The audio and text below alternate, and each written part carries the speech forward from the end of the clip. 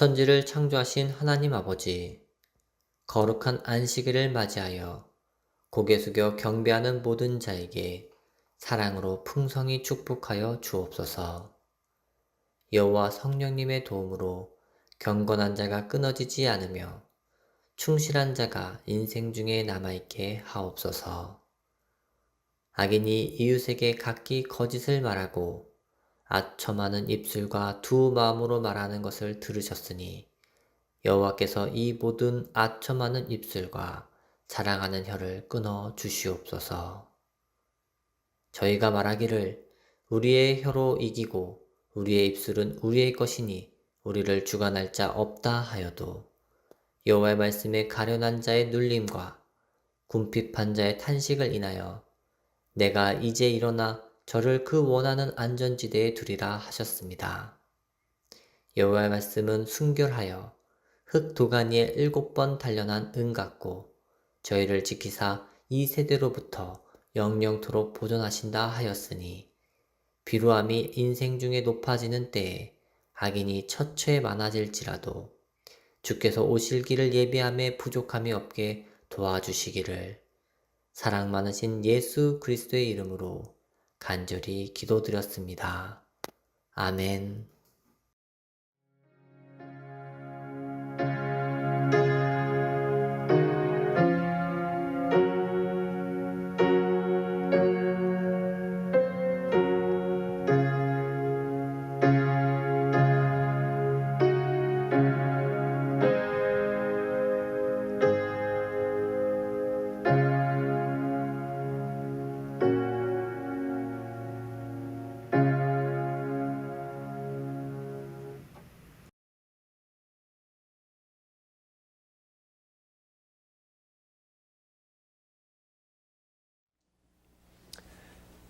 여러분 다 편히 주무셨습니까?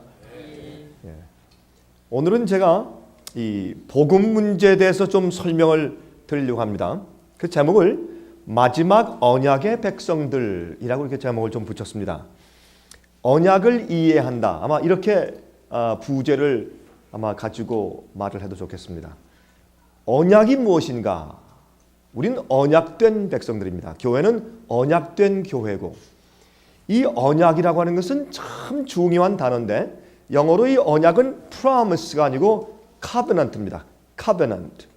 covenant라고 하는 것은 여러분께서 잘 아시다시피 이 주종 관계에서 가지는 약속이죠. 왕과 신하가, 주인이 종과 하나님께서 당신의 백성들과 이렇게 가지는 약속을 우리가 언약이라고 부릅니다. 그래서 이것은 사실은 그냥 보통 약속과는 다른 의미가 있는 것을 여러분께서 이해하셔야 하실 것입니다. 자, 그러면 하나님과 언약을 맺은 백성들만 환난 때에 보호하신다. 제가 어제 저녁에 개국 이를 없던 환난에 대해서 말씀하시고 그 환난의 성격을 말씀하시고 어떤 자들만 통과할 것이고 어떤 자들이 어떻게 해야 우리가 마지막 환난을 준비할 것인가라는 것을 초점으로 말씀을 드렸습니다.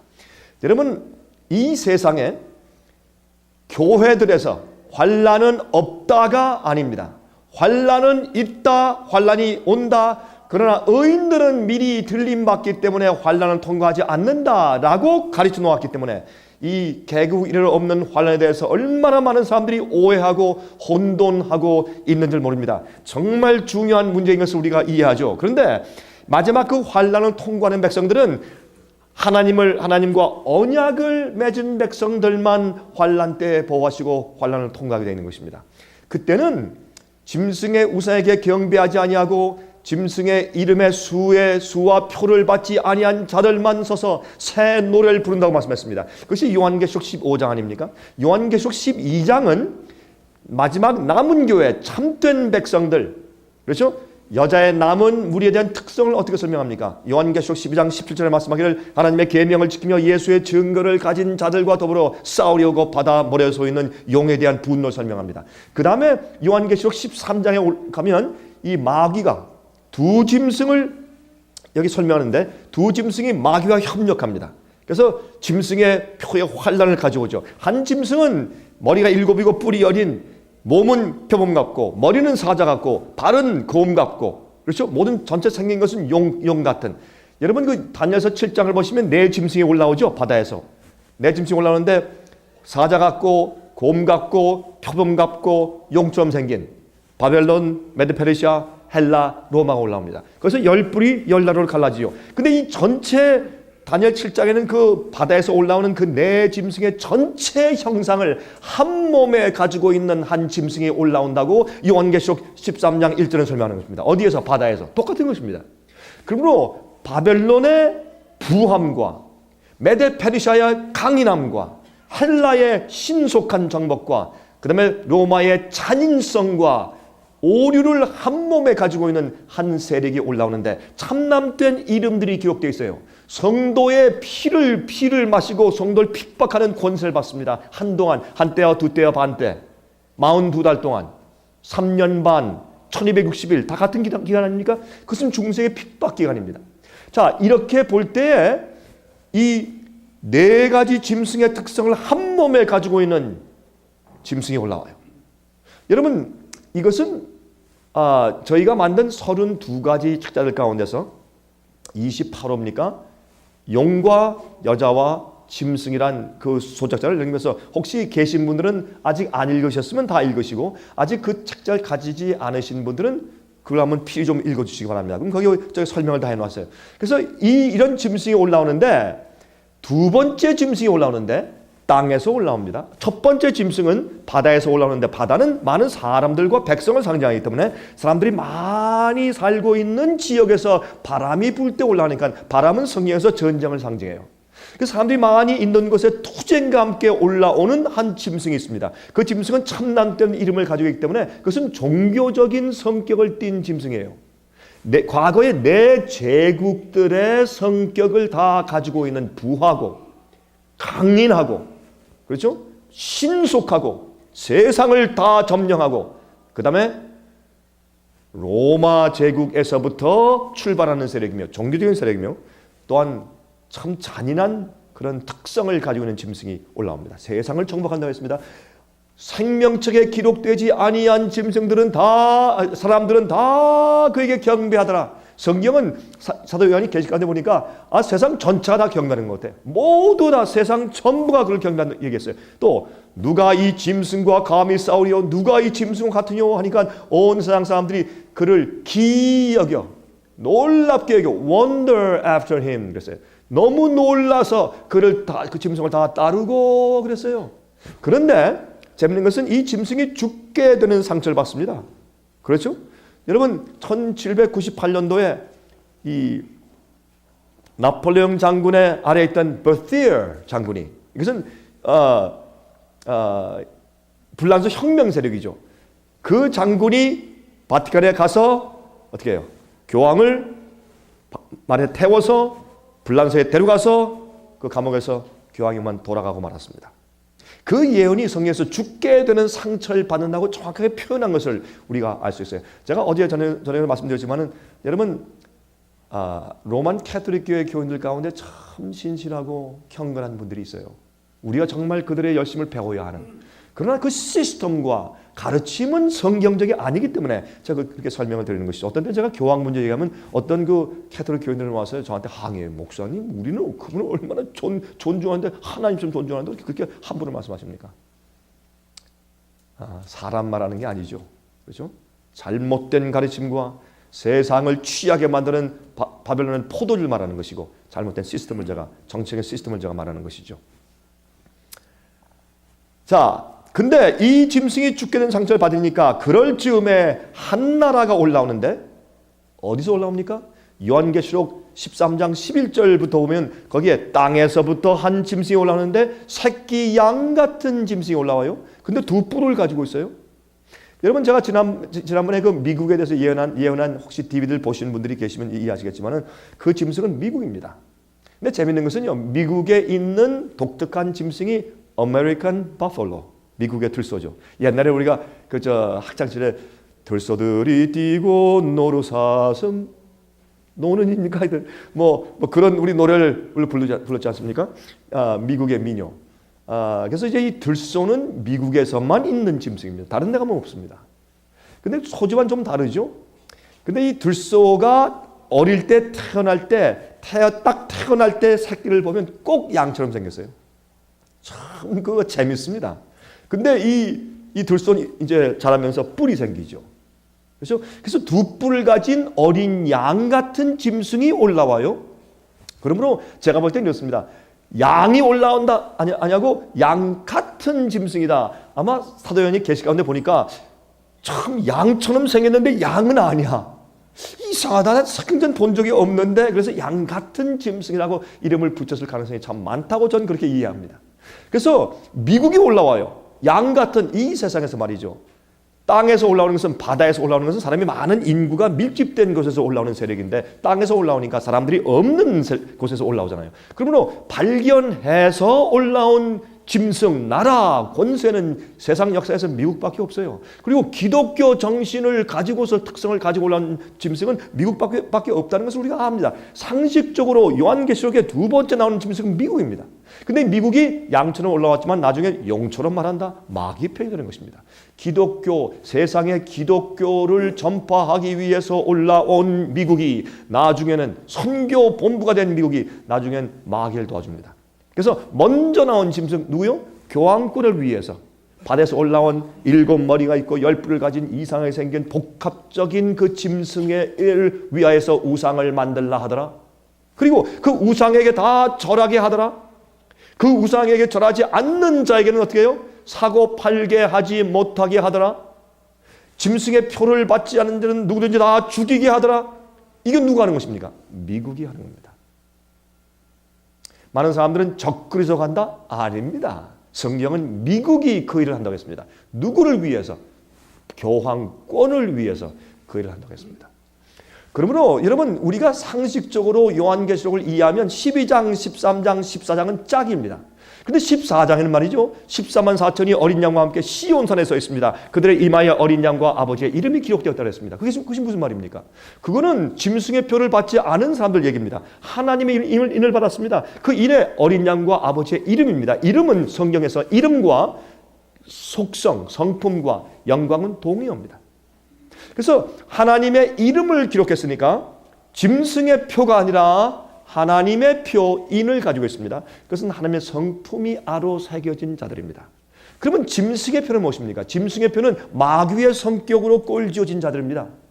하나님의 인, 하나님의 성품으로 꼴지어진 자들입니다. 이 두 무리가 생기는데 하나님의 적은 무리와 백성의 적은 무리와 하나님의 인을 받은 자들과 마귀의 인을 받은 큰 무리와 함께 싸우는 것이 마지막에 아마겟돈 전쟁입니다. 많은 사람들이 아마겟돈 전쟁 얘기할 때 아마겟돈 전쟁은요 요한계시록 16장에 있는 6째 재앙에 있습니다. 많은 사람들이 아마겟돈 전쟁 하나만 따로 띄워서 자꾸 설명하는데 그렇게 하면 안 되는 것입니다. 아마겟돈 전쟁은 7재앙 가운데서 6번째 재앙입니다. 그러므로 아마겟돈 전쟁이 생기려면 무엇이 생겨야 합니까? 짐승의 표를 받은 자들에게 종기 재앙, 헌대 재앙이 임하고, 예? 바다가 피가 되고, 물의 근원들이 피가 되고, 음물이 피가 되고, 수돗물이 피가 되고, 그렇죠? 그런 일들이 생겨야 합니다. 예? 태양이 그냥 막 뜨고 사람을 태우고 말이죠. 짐승의 보좌의 흑암, 암흑재앙이 생기고, 그런 일이 있은 다음에 생기는 것이 아마겟돈 전쟁입니다. 어떤 분들은 이런 아마겟돈 전쟁을 과거서부터 지금까지 계속 현재 진행 중이라고 해석해요. 그것은 성경적으로 맞지 않죠. 우리 마음대로 해석하지 말아야 합니다. 성경은 성경 있는 그대로 해석을 하고 성경 자체가 성경을 풀이해주는 열쇠가 되도록 해야 할 것입니다. 여러분 자꾸 그러죠. 요한계시록은 닫아도 돼. 몰라도 구원받아. 이건 인봉된 책이야. 왜 그렇습니까? 이 말씀은 펼치라고. 임봉하지 말라고 말씀했고, 이 책은 마지막 시대 어떻게 이 말씀을 읽고 듣고 그 속에 있는 말씀을 지키는 자들은 복이 있다. 모르는데 어떻게 듣고 읽고 말하고 지킬 수 있습니까? 요한계시록은 여러분과 제가 사는 이 시대에 반드시 이해하고 백성들한테 가르치고 그 안에 있는 약속들을 지키고 앞에 오는 위험들을 깨달아 알아야 하는 책입니다. 여러분들은 반드시, 여러분 목사님들, 여러분들은 정말 요한계시록을 이해하고 강해야 할 것입니다. 교회에서. 만약에 교인들의 수준이 낮다, 그러면 그 수준에 맞춰서 그 교인들이 이해할 단어와 그런 설명으로, 그런 이야기로 설명해 주십시오. 그 요한계시록의 줄거리는 우리가 알지 않습니까? 요한계시록의 결론을 알고 무엇을 피하고 무엇이 위험이고 마귀가 인간의 단체나 사람을 통해서 역사하고 미혹할 때 어떻게 미혹하는지 함정 파는 것을 설명해 줘야 할 것이 아닙니까? 그래서 저희가 요한계시록과 다니엘을 중요시 여기는 것입니다. 저희가 전파하는 데 가장 중요한 것은 복음입니다. 성경은 그것을 마지막 시대 영원한 복음이라고 불렀습니다. 왜 영원합니까?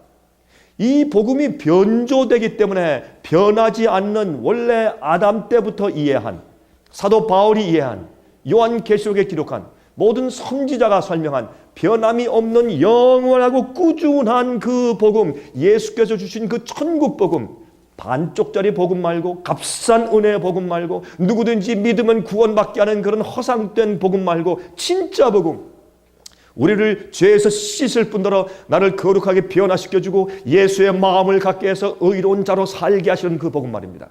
그 영원한 복음을 가르치는 것이 우리의 목적입니다. 그러나 그것이 우리가 지금 현재 어느 시대에 살고 있으며 앞으로 어떤 일이 임할 것이고, 이때 정말 마귀 편이 누구고 하나님 편이 누구며, 마귀가 어떤 기만소를 통해서 마지막에 속일 것이며, 어떻게 주의 의로운 자가 주님의 뜻을 알 것이며, 주님께서 어떤 섭리로 마지막 예언을 성취시킬 것이고, 이것을 시대적인 입장에 나의 좌표를 알고 내가 어떻게 무엇을 믿어야 하며 어느 길로 가야 하는지를 알기 위해선 계시와 복음이 하나가 되어야 합니다. 제가 그래서 계시와 제가 복음을 같이 가르치는 것입니다. 제가 강의할 때, 세미나 때 꼭 예언을 얘기하고 또 복음을 말하거든요. 그래서 미국이 엄청난 일을 하고 있습니다. 존 F. 케네디 대통령은 천주교인으로서 워싱턴 DC에 가서 나는 천주교인이지만은 난 약속합니다. 난 교황의 말을 듣지 않을 것입니다. 그렇게 해서 대통령에 당선됐습니다. 최근에는요, 조지 W. 부시 대통령이, 전 대통령이죠, 워싱턴 DC에 가서 나는 침례교인입니다. 하지만 나는 교황의 말씀을 순종하겠습니다. 교황의 말씀을 순종하는 것이 우리 미국이 사는 길입니다. 그렇게 연설을 해서 그가 대통령에 당선됐습니다. 얼마나 아이러니한 일입니까? 참 놀라운 일이죠. 성경은 말하기를 양처럼 올라왔지만 용처럼 말한다고 했습니다. 미국이 준비하고 있는 일들은 마지막 짐승의 표를 위해서 준비하고 있는 것입니다. 미국이 이 세상의 경제 파탄을 위해서 미국이 사실 조작해 놓은 것은 이 세상 전체를 사회주의로 몰고 가는 것입니다. 이번에 경제 파탄 난 다음에 경제자들이 무슨 말을 합니까? This is the end of the capitalism. 지금 이것은 자본주의의 끝이다. 그랬습니다. 이 다음에 오는 세계적인 정치 형태는 다른 것입니다. 이제 우리가 알던 이런 정치가 아닙니다. 지금 미국엔요, 이 경제적인 파탄 이후에 오는 것은 미국이 이 레귤레이션, 규정을 만들어요. 은행을 얼마 동안 우리가 살려낸다고 국유화시키죠. 지금 미국의 큰 은행들의 지분을 40%씩 사서 이 탁식 에셋이라고 그래요. 그 잘못된 그런 빚들, 잘못된 주식들을 그냥 다 미국이 막 다 사주죠. 그래서 은행을 살리죠. 그러면 뭐래? 다 부실 은행인데 요즘엔 어마어마해요. 그러면 또 이 자동차 세 회사 지금 어떻게 하고 있습니까? 다 파산될 걸 미국이 다 좀 도와주고 있고 지금 난리가 났죠. 큰 주식 시장에 그런 큰 은행, 큰 기업들 굉장하죠. 이렇게 해서 요즘에 가만히 제가 보니까 이 오바마 대통령은 계속 규정. 각 회사에서 보너스 주지 말게 하라. CEO 임금을 책정하는 것을 낮춰라. 규정을 해라. 규정을 더 많이 해라. 그 정부에 있는 어떤 강들로 큰 회사와 은행을 앞으로 어떻게 해요? 예? 잘 감찰해라. 감사원을 더 많이 보내고. 이게 뭐 하는 겁니까? 예? 이게 사회주의입니다. 자본주의는 그렇게 하지 않습니다. 물론 자본주의가 제일 좋다는 뜻은 아니나 그러나 이 자유주의에서는 그렇게 하는 것이 아닙니다. 그건 중국이죠. 중국에 가면 다 그렇게 하죠. 모든 많은 것들이 국유화니까. 지금 사립으로 많이 해주지만 국가에서 모든 걸 하지 않습니까? 똑같은 시절이 되는 것입니다. 이럴 때 이런 식으로 나갈 때 그때 이 세상에 임하는 것은 성경 예언대로 천연재해입니다. 엄청난 일들이 생깁니다. 사람이 감당치 못하는 천연재해들이 쏟아지면 그때 점점 더 어려워지죠. 그때에 국민들과 회사와 은행들을 주관하기 위한 강력한 규제가 생기는 것입니다. 그러한 무대가 무엇입니까? 짐승의 표를 받아 안 받아 사고 팔고 못해 라고 하는 명령을 내릴 수 있는 정치 풍토가 세워지게 되는 것입니다. 우리가 이것을 좀 눈을 떠서 보면 너무나 상식적인 얘기 아니겠습니까? 여러분 이러할 때 이제 환란이 오는 것은 너무 분명합니다. 그러면 하나님과 언약을 맺은 백성들만 환란을 통과할 수 있고 보호를 받을 수 있단 말입니다. 그럼 우리 이것부터 시작하십니다. 하나님과 언약을 맺는 방법이 무엇인가? 어떻게 내가 하나님과 언약을 맺는 것이냐? 중요하죠? 우리 그 문제부터 좀 살펴보도록 하십니다. 시편 50장 3절 이르시되 나의 성도를 내 앞에 모으라 곧 무엇으로요? 제사로 나와 언약한 자니라 하시도다. 하나님과 우리가 언약을 맺는 제일 중요한 것은 제사네요. 성소제도, 성막제도. 어떤 분들은 꼭 성막이라고 자꾸 말하기를 좋아하시더라고요. 뭐 성막 좋습니다. 성소도 좋고 성경에서는 성소라고 얘기를 하고 성막이라고 한 적도 있습니다. 그래서 이 성소제도, 다른 복음이라면 복음, 십자가로 제사로 나와 언약한 자니라 그렇게 말씀을 했습니다.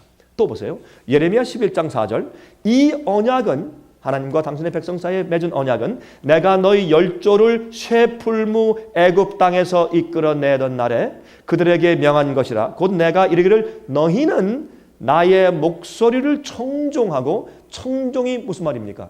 듣고 순종하는 것을 말하는 것이죠. 나의 모든 명령을 쫓아 행하라.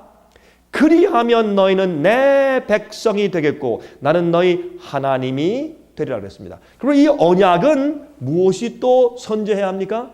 우리가 주의 말씀을 듣고 말씀과 명령과 계명대로 쫓아 순종해 사는 것이 여기에 또 선제하는 것을 알 수 있습니다. 이것이 하나님과 언약을 맺는 방법이죠. 십자가로 복음으로 언약을 맺고 그다음에 그 다음에 주님과 약속한 대로 그 명령을 쫓아 사는 의로운 생애로 우리가 하나님과 언약 맺는 백성이 되는 것을 여기 말씀했습니다. 자 보세요. 제일 처음에 하나님께서 이스라엘 백성들에게 너희는 나와 언약을 맺는다라는 말씀을 처음 말씀하실 때 물론 그 말씀을 아브라함에게 하셨으나 그러나 그 약속을 이제 아브라함의 자손인 한 민족 나라에게 하시는 것이죠. 이 첫 언약을 말씀하실 때 이렇게 말씀하셨습니다. 출애굽기 19장 1절부터 14절에 말씀하기를 이스라엘 자손이 애굽 땅에서 나올 때부터 제3월 곧 그때에 그들이 시인의 광야에 이르니라. 그들이 르비딤을 떠나 시인의 광야에 이르러 그 광야에 장막을 치되 산 앞에 장막을 치니라. 모세가 하나님 앞에 올라가니 여호와께서 산에서 그를 불러 가라사대 너는 이같이 야곱 족속에게 이르고 이스라엘 자손에게 고하라. 나의 애굽 사람에게 어떻게 행하였음과 내가 어떻게 독수리 날개로 너희를 업어 내게로 인도하였음을 너희가 보았느니라. 세계가 다 내게 속하였나니 너희가 내 말을 잘 듣고 내 언약을 지키면 여보세요. 순종이죠. 내 말을 잘 듣고 내 언약을 지키면 언약은 지키는 것입니다. 언약은 행하는 것입니다. 언약은 따르는 것입니다. 언약은 개념적인 것이 아닙니다. 성경에 믿는다 하면 믿는다고 하는 것을 우리 현대인들은요. 믿는 게 무엇인가 이해하는 것이다. 동의하는 것이다. 그렇게 생각해요. 아닙니다. 성경적인 개념은 믿는다라고 하는 것은 행하는 것입니다. 따르는 것이 믿음입니다. 그러므로 여기에 세계가 다 내 것이지만은 그러나 너희가 내 말을 듣고 내 언약을 지키면 너희는 열국 중에서 세상이 전부 다 내 것이나 그러나 그들이 나와 언약을 맺은 백성은 아니다. 열국 중에서 너희가 내 소유가 되겠고 너희가 내게 대하여 제사장 나라가 되며 여러분 제사장 나라 누굽니까? 여러분 목사님들 여러분들이 제사장 아닙니까? 제사장은 뭐 하는 사람들입니까? 여러분 이 말라기에서 보면 2장입니까? 레위인의 언약이 있어요. 레위인은 누굽니까? 제사장들 아닙니까? 레위인의 언약이 뭡니까? 하나님의 백성들에게 율법을 가르치는 것이에요. 그들의 입술에는 율법이 있어야 하거늘 그랬어요. 근데 제사장들이 자기들이 맨날 율법을 범하니 어떻게 남들에게 가르치겠어요? 여러분, 옛날에 제사장들이 성막에서 어떻게 했습니까? 죄인들이 용서받기 위해서 슬픈 마음으로 정말 회개하는 마음으로 양을 끌고 오면 이 제사장이 앞에 서 있다가 성막 문이 휘장이죠. 뜰에 들어올 때 성막 문은 여러분 거기 그 성막의 휘장의 문이 어떤 색깔입니까? 예?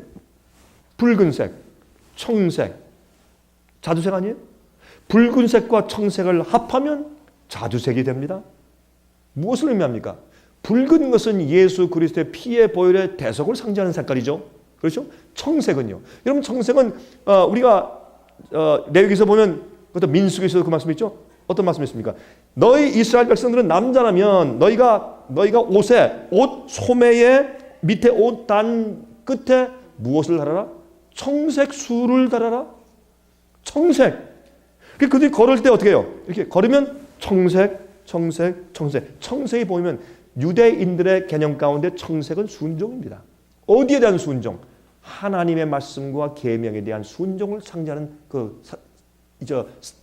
색이었습니다. 그러므로 순종의 순종. 그러면 예수 그리스도의 대속의 보혈의 피 빨간색을 통해서 우리가 속죄받고 주님의 명령 약속을 순종하고 지키면 누가 돼요? 자주색. 옛날에 자주색은 말이죠, 왕족들만 입는 옷이었습니다. 우리가 예수 그리스도의 보혈의 피로 씻고 주의 언약을 지키면 우리는 하늘의 왕족이 됩니다. 그것을 설명해 주는 것이 제사장의 역할이에요. 여러분들은 회개하러 교회 오는 사람들에게는 어떻게 하는 것이 회개하는 것이며, 어떻게 하는 것이 진정으로 거듭나는 것이며, 어떻게 죄를 고백하고 죄를 버려야 하며, 어떻게 의롭게 떠나는 것을 가르치고 설명해 줘야 돼요. 그것이 이 성소로 오는 그 앞에 서 있는 제사장의 역할이었습니다. 근데 이 레위인들이 자기들 마음대로 가르치고 마음대로 자기 율법을 범하니 어떻게 백성들이 거룩하게 되겠냐 말이에요. 여러분들이 의롭게 말씀대로 순종하고 말씀을 가르치지 않으면 백성들이 다 망하는 것입니다. 그 제사장들, 레위인들은 하나님과 언약을 맺은 백성들이요. 들어오면 번제단 옆에서 말이죠, 무릎 꿇게 하고 데려온 양 앞 머리에 손을 얹으십시오. 안수하십시오. 그건 죄를 고백하는 것이죠. 죄를 고백하게 하고 그 다음에 그 죄인이 칼을 꺼내서 양을 잡게 만들어요. 그래서 이쪽 귀에서 이쪽 귀까지 이 목을 베는 것입니다. 죽이는 일은 제사장이 하는 게 아니에요. 그 죄인이 하는 것입니다. 목사가 대신 회개의 심정을 주는 건 아니죠. 그 백성이 와서, 그럼 어떻게 됩니까? 양 머리에 손을 얹게 한다는 말은 무엇이냐면 예수 그리스도를 우리가 소개해야 돼요. 이 양은 앞으로 올 메시아다. 그분이 우리를 위해서 어떤 고난과 어떤 어려움을 통해서 어떻게 우리 죄를 지시고 돌아가실 것이다. 대속을 설명해 주는 것입니다. 복음을 똑바로 얘기해 줘요. 그러면 이 죄인의 마음 가운데 감동이 와요. 그리고 양을 죽일 때 내가 죄를 지고 내가 죄인인데 왜 죄 없는 양이 대신 죽느냐. 그때 제사장이 바로 이 양은 앞으로 오실 하나님의 아들 메시아를 상징합니다. 당신이 지금 용서받는 것은 2000년 전에 예수께서 당신의 죄를 지고 돌아가신 그 고통 때문에 죄를 용서받는 것입니다. 근데 어떤 목사님들은 참 죄송합니다. 이렇게 말씀드려서 어떤 목사님들은요, 십자가의 고통이 뭔지 몰라요. 꼭 십자가 이것만 설교해. 예수님이 못 박혔을 때 얼마나 아팠겠어요. 또 쾅 이렇게 십자가를 내려놓을 때 쫙 찢어지고 예수의 육체의 고통과 고뇌 그것만 설명해. 그게 진정한 예수님의 십자가의 고통이 아니었습니다. 예수님은 십자가의 육체적인 고통 때문에 돌아가신 것이 아니에요. 심장이 파열되어 들어갔어요. 이 과학적으로 의학적으로 성경은 설명하잖아요. 죽었나 안 죽었나 알기 위해서 로마 군병이 밑에서부터 옆구리를 꽉 찌르니까 이게 올라가서 가슴까지 올라갔어요. 그러니까 파열된 심장에서 피가 나와서 가슴에 모여 있으니까 혈구와 혈청이 갈라졌죠. 그러니까 찌르니까 거기서 뭐가 나왔습니까? 물과 피가 나왔어요. 혈청과 혈구가 분리돼서 흘러나왔어요. 그것은 의학적으로 예수님께서 심장이 파열돼서 이 가슴에 피가 잔뜩 몰려있다가 나온 것을 의미하는 것이에요. 예수님 돌아가실 때, 십자가 돌아가실 때, 내가 아프다, 힘들다, 서서히 신음하시며 운명하시다. 그렇게 되어 있어요? 아니에요. 사복음 말하기를 그 본자들이 설명하기를 예수님께서 큰 소리 지셨습니다. 다 이루었다. 내 혼을 아버지께 맡깁니다. 그렇게 소리지고 고개를 탁 떨고 돌아가셨어요. 그건 뭐예요? 즉사요.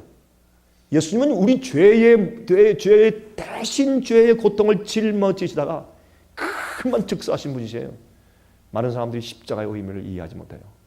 예수님은 여러분과 저와 모든 인류의 회개하는 자들의 구원받을 자들의, 물론 세상 모든 사람들의 죄를 다 지신 것이나 그러나 멸망당하는 자들은 그들이 자기 죄를 예수님께 드리지 않은 것이죠. 드리지 않는 줄 어떻게 예수님께 대신 지십니까? 그들이 그들의 죄를 지고 멸망당하는 것이죠. 예수님께서는 우리가 죄를 진 다음에 하나님의 자비가 없이 죽을 때 그 기가 막힌 두려움과 죄책감과 가슴 터들던 그런 무서움, 그것을 자비 없을 때 죄 자체가 우리에게 그 결과가 올 때 우리의 경험, 만약 여러 우리 목사님들 저나 만약 우리가 과거에 지은 죄, 그 죄 자체가 지금 우리에게 직접 내려와서 내 자신을 우리에게 그 죄의 책임을 지게 지금 딱 만들면 우린 지금 즉석에서 딱 쓰러져 죽죠. 아마 이 뇌세포들이 팍 터지고 심장이 터져 그만 즉사에 죽고 말 것이에요. 죄는 그렇게 무서운 것이죠. 죄의식, 죄책감이라는 것은 양심을 찌를 때 그건 견딜 수 없는 아픔이죠. 무섭고. 여러분, 사람들이 뭐 지옥불에서 타오는 고통, 그것보다 더 무서운 게 뭐냐 하면 양심의 고통이에요. 이건 우리가 하나님이 은혜로 예수를 믿으나 안 믿으나 십자가의 은혜로 누구나 한번 태어나서 살게 하는 그런 선물 주셨죠. 여러분, 예수 믿는 사람만 삽니까? 예수 안 믿는 사람도 잘 살잖아요. 예수께서 십자가에 주신 두 가지 선물 무엇입니까? 첫 번째 선물은 누구든지 한 번은 태어나서 살 권한을 주셨어요. 두 번째, 살다가 잘 예수님 믿고 진리를 발견해 굴복하여 그걸 가게 되면 그 자들은 영원히 살 선물 주신 것입니다. 그건 아무에게 주신 것이 아니죠. 믿는 자들에게. 그러므로 주님께서 모든 사람에게 다 살게 하셨기 때문에 우리는 죄의 그 의식 자체가, 내가 지은 죄가 나에게 무엇을 의미하는지 그걸 우리가 몰라서 그렇죠. 그래서 베드로전서 2장 24절 말씀하기를 예수님께서 나무에 달려 몸으로 우리 죄를 지시고, 몸으로 어떻게 우리 남의 죄를 지느냐고, 이상한 얘기예요. 그것은 예수님께서 우리가 지은 죄의 의식, 죄의 죄책감, 두려움, 죄를 짓고 마지막에 멸망당하고 둘째 사망을 당할 때 그 기가 막힌 그 무서운 경험을 예수님께서 우리 죄인들 대신해서 십자가에서 당해주신, 그것이 십자가 고통 아닙니까? 그 죄의 의식, 죄책감을 내 대신 지신 예수 그리스도. 그래서 예수님은 어떻게 해요? 의로우신 주께서 우리를 위하여 죄가 되사, 고린도후서 5장 21절. 의로운 자가 죄 자체가 되셨어요. 예수님은 죄인처럼 돌아가셨어요. 그 경험을 우리가 이해하면 우리가 견딜 수가 없어요. 주님이 나 대신 형벌당하셨다는 것은 우리가 무슨 앞으로 멸망당할 때 다 십자가에 못 박혀 죽어야 합니까? 아니잖아요. 양심의 죄의 책임을 지고 죄의 의식과 죄책감으로 심판받는 무서운 경지 말이에요. 그걸 우리가 설명해 줘야 합니다. 오는 사람들한테 그걸 잘 복음을 설명해 주면 그 사람들이 어떻게 해요?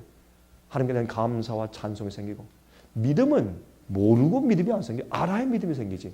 그래서 우리가 복음을 가르치는 백성을 되어야 할 것입니다. 그렇게 할 때 그런 사람들 어떻게 해요? 주의 말씀을 듣고 언약을 지키는 백성이 되는 것입니다. 제사장 나라가 뭡니까? 교회입니다. 우리가 제사장 나라입니다. 백성이 없는 나라가 어디 있습니까? 그러므로 우리가 제사장 역할을 똑바로 해줘야 나라가 서죠. 제사장 나라입니다. 거룩한 백성이 되리라. 너는 이 말을 이스라엘 자손에게 고할지니라. 그래서 이 시인의 산에서 언약을 하실 때 보면 이 언약 가운데 분명히 무엇이 있느냐? 주의 말씀을 듣고 청종하며 언약을 지키는 일이 반드시 있어야 되는 것을 의미하는 것입니다. 그런데 요즘에 말이죠. 복음은 뭐가 빠졌습니까? 순종이 빠졌어요. 오늘날 교회의 복음엔 순종이 빠졌습니다. 굴복이 빠졌어요. 주 앞에 모든 것을 바치고 드리는 것이 빠졌어요. 얼마나 가슴 아픈 시대에 우리가 살고 있냐고 말입니다. 모세가 와서 백성의 장로들을 불러 여호와께서 자기에게 명하신 그 모든 말씀을 그 앞에 진술하니 너희가 주신 모든 말씀과 계명을 지키겠느냐? 그러니까 이스라엘 백성들이 어떻게 해요? 백성이 일제히 응답하여 그러되 여호와의 명하신 대로 우리가 다 행하리이다. 모세가 백성의 말로 여호와께 회복하며 주님 다 하겠답니다. 다 지키겠답니다. 근데 여러분 여기 보시면 이제 거기 보시면 어떤 말씀이 있습니까? 모세는 하늘의 번개와 아니 시내산 위에 번개와 막 우레와 천둥 소리와 함께 하나님께서 말씀하실 때 말이죠. 여러분 유대인들의 전설에 의하면 주님께서 십계명을 반포하실 때 이렇게 했대요. 하나님께서 나 이외에 다른 신을 내게 두지 말지니라 하고 선포하시면 막 주의 음성은 물소리처럼 천둥처럼 막 쫙 울리면 산이 흔들릴 때 말이죠. 그때 천만 천사가 그 옆에서 같이 복창했대요. 나 외에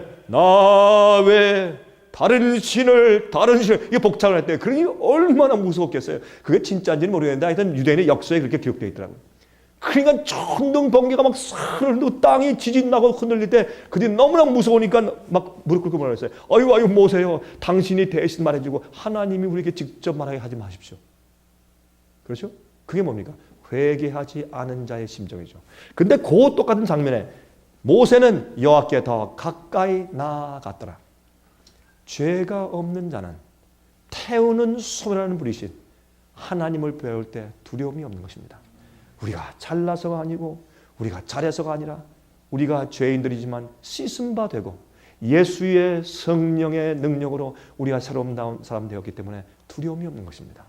그래서 모세는 나아가는데 왜? 모세는 마음 가운데 계명과 일치된 심령을 받았기 때문에 계명과 같은 마음을 받았기 때문에 계명은 순종할 때 내가 아유 지키기 싫은데 좀 어려운데 억지로 하는 것이 아니라 계명은 자연히 지키게 되는 것이죠.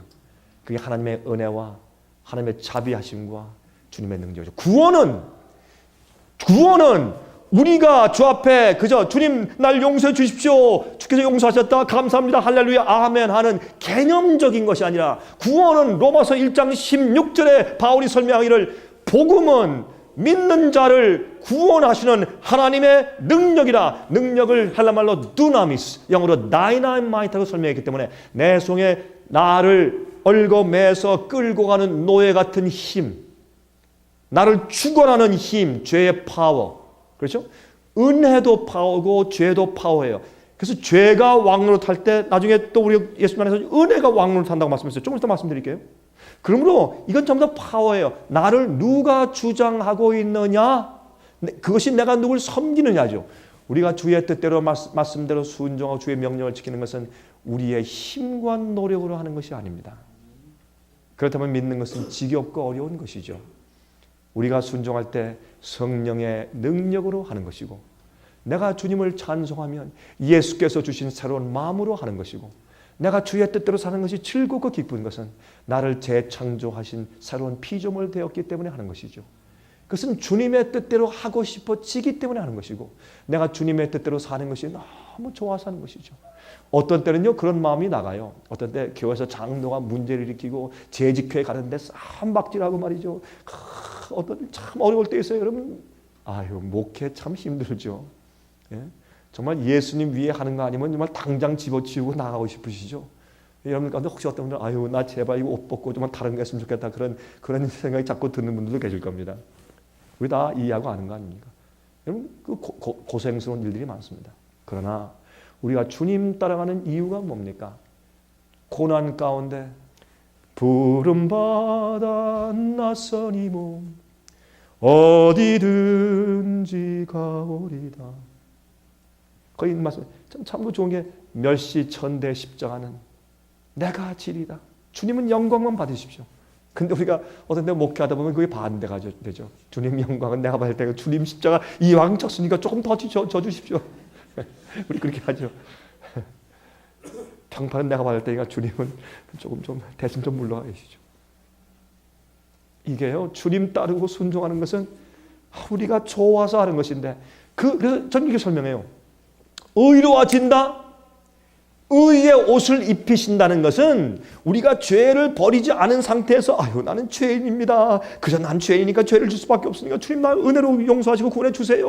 십자가에서 이럴 때 주님께서 그래 너 참 불쌍하다 내가 봐줄게 하고 이렇게 흰 옷을 입히시는 게 의롭게 하시는 것이 아니고 한번 보니까 어떤 목사님이 책을 썼더라고요. 그 책에서 내용이 뭔지 아세요? 우리는 죄의 공장입니다. 죄의 공장. 나도 별소리 다 들었어요. 그 목사님이 지금 혹시 정말 우연히 이 테이프 들으시면 굉장히 기분 나빠지겠네. 그 목사님 죄송합니다. 개인을 공격하는 것이 아닙니다. 오늘날 신학이 그러니까. 우린 죄의 공장이요. 그래서 우리에게 나오는 상품은 전부 다 죄예요.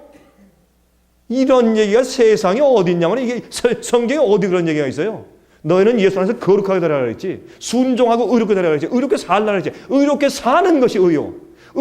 주께서 의를 주셨다 감사합니다. 이게 의가 아니라 하나님의 복음의 능력으로 여러분을 의롭게 재창조하고 변화시켜서 주의 뜻대로 살게 만드는 것이 의지. 어디 의를 얻었다 하는 개념적으로 의라는 말이 성경에 한 구절이 있어요. 찾아오시면 제가 10억 드릴게. 이런 엉터리 복음들 가지고 설교 가르치니까 이 세상 교회가 어떻게 될 것이요. 그러니까 오늘날 이 한국의 30%가 기독교인데 오늘날 이렇게 타락했냐 말이에요. 이 나라가. 3명 가운데 1명이 교인이면 교회가 큰 이 나라가 부흥하고 도덕적이고 윤리적이었어요. 요즘에 청년들이 어떻게 저렇게 악랄하게 되었어요. 요즘에 왜 이렇게 이혼율이 올라가고 이 가정들이 엉망이에요. 왜 이래요? 예? 술집 가서 여자 끼고 놀자는 남자는 세상에 없는 것처럼 세상이 이렇게 타락했어요. 왜 이렇게 되었어요? 오늘날 교회가 참된 복음을 가르치지 않음으로 그랬어요. 여러분과 저의 책임이요. 그래서 영원한 복음이라, 변치 않는 복음이라, 똑바른 성령적인 복음. 여러분, 우리가 예수님 믿고 우리 자신 부인하고 십자가 지고 따라갈 때는 우리가 똑바른 진리 전할 때 남들이 와서 우리를 죽이든지 평판이 떨어지든지 인기가 없든지 교회가 망하든지 죽일 사람 되든지 상관없이 예수님만 위해 사는 것이 참된 목자입니다. 그런 자들이 마지막 환난 통과하기 위해서 참 백성들을 양육시키는 참된 목자입니다. 왜요? 이제 머지않은 날에 목자 장이신 예수 그리스도께서 나타나실 때 우리가 그 앞에 설 것입니다. 내가 너에게 맡긴 양들을 어떻게 했느냐? 내가 너에게 맡긴 가족을 어떻게 했느냐? 저는 그때 이렇게 할 것입니다. 주님이시여, 저는 죄인입니다. 부족합니다. 제가 아무 공로도 없고 힘도 없습니다. 그러나 적어도 제가 한 가지 한 것이 있습니다. 저는 세상을 포기하고 주께서 말씀하신 대로만 가르치고 살기에 적어도 제 최선은 다했습니다. 제게 맡기신 양들이나 제 가족들을 아니면 제 친족들을 다 데려오지는 못했습니다. 그러나 아버지, 들을 귀가 있고 마음에 굴복할 마음이 있는 자들은 여기 다 있습니다. 아버지, 저를 불쌍히 여기십시오. 다 하진 못했지만 제 최선은 다했습니다. 전 이렇게 말하고 싶습니다. 여러분, 성경엔 어떻게 말씀하십니까? 짖지 않는 벙어리 개. 파수꾼 세워놓으면 뭐해? 도둑이 와가지고 고깃절미 큰 거 턱 던져주면 그거 먹으면서 안 짖는데. 벙어리 개. 여러분, 저는 벙어리 개 되고 싶은 마음이 없어요. 있는 말씀 그대로 설명하고 죽이면 죽이라지. 예? 죽이면 죽이고 뭐 이단 소리 들으면 이단이고 예수님도 이단이었는데 뭐 전 어때요? 사도 바울은 이단의 괴수라 그랬대 사람들이. 예? 그런 성경을 가지면서 우리는 우리의 평판 조심하고 인기 조심하고 아이고 그런 말 하면 그런 소리 하면요 교인들 나가요 이러고 이런 말 하면 협회에서 완전 왕따 당해. 왕따 당하면 어때? 예수님도 왕따 당하셨는데 이 생각 구조 자체가 잘못됐어요. 투려움이 막 떨고 말이죠. 눈치 보고 제가요 여러분들께 우리가 좀 뭐 버릇 없이 도덕적 버릇 없이 그냥 함부로 말하고 그다음에 또 쓸데없이 그냥 싸움을 일으키고 이렇게 하라는 얘기가 아니죠. 그리스도인들은 그거 아니죠. 그러나 우리가 진리와 복음에 있어서는 목에 칼이 들어오더라도 설 수 있는 백성 돼야 되지 않겠습니까? 예? 정말 여러분들께 제 온 마음을 다해서 호소하는 것입니다. 여러분 이거 안 하시면 우리 싹군입니다. 싹군이에요. 돈만 바라는 싹군이요. 양을 먹이라가 아니 양을 먹으라 그런 사람들이에요. 예?